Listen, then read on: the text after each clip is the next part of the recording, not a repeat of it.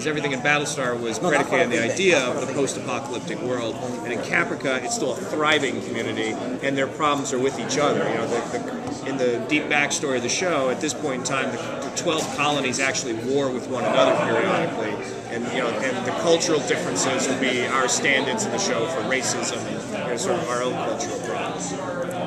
That's a delicate subject to sort of delve into. Do you ever think, oh, maybe this is going too far? No, I mean, the great thing about science fiction is that we really do get a pass on it. We're really able to deal with this stuff thematically and deal with it in ways that contemporary dramas are not. You know, everyone else has to tiptoe around these issues and deal with the, what's politically correct today, and are we going to get phone calls from this group or that group, or, if we call them Republicans or Democrats or Al-Qaeda, or if we deal with NAACP or, whoever.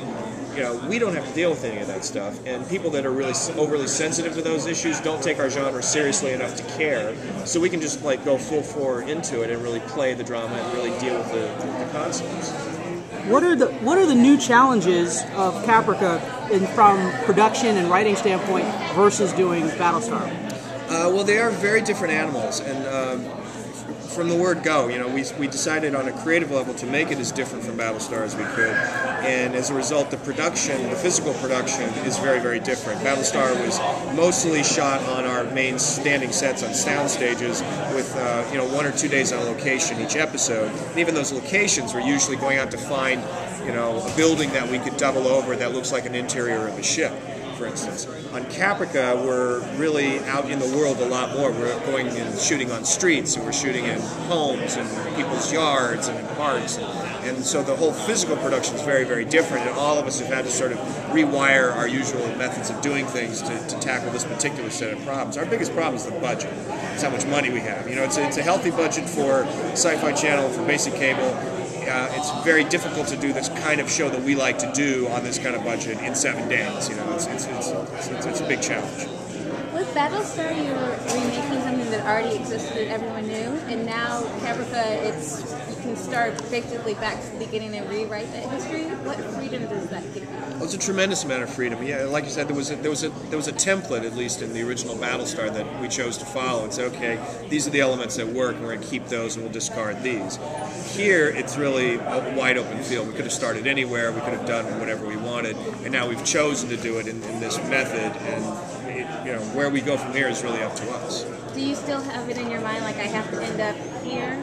Only on sort of a seasonal basis. I can sort of think about 10 episodes ahead creatively and say, okay, in about 10 episodes I want to get to this point, and by the end of the season let's get over there, and then we'll sort of wait to see what we do the next season. Are you still going to be doing the podcast with the Scar and the Empire? I think I'll try to keep doing the podcast. Yeah. I might split the doozy and let Jane take some of them. She'll probably do a more sober podcast than me. Are there any plans to have any other younger versions of any characters we know, or maybe any of the Final Five? Well, none of the Final Five would have been there because this is 58 years before, and in the backstory of the show, the Final Five hadn't arrived back at the 12 colonies at this point in time. So we've saved ourselves all of that trouble. Okay. So in fact, none of the 12 models of Cylons exist at this point in time. So none of them are there. In terms of ancestors of characters, you never know, but we're sort of trying to say, let's just stick with Willie Adama for now and not get too, because I think you can overplay that and the audience kind of gets sick of it very quickly. And if we do another one of those ancestors of a character, let's wait a little while and be gentle when we finally do it. I have a really quick question about the plan. So I felt like in Battlestar, it was really only towards the end of the show that we discovered that Cavill was like the main villain.